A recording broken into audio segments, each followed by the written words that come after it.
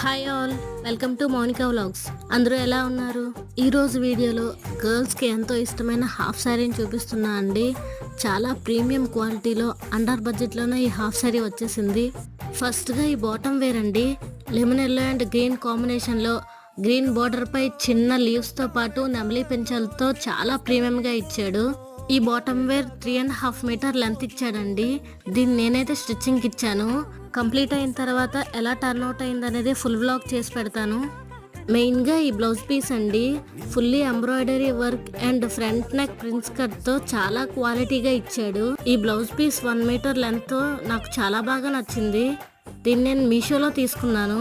And దీనికి పైకి matchings కావాలంటే కామెంట్ చేయండి, ఫుల్ వీడియో చేసి పెడతాను.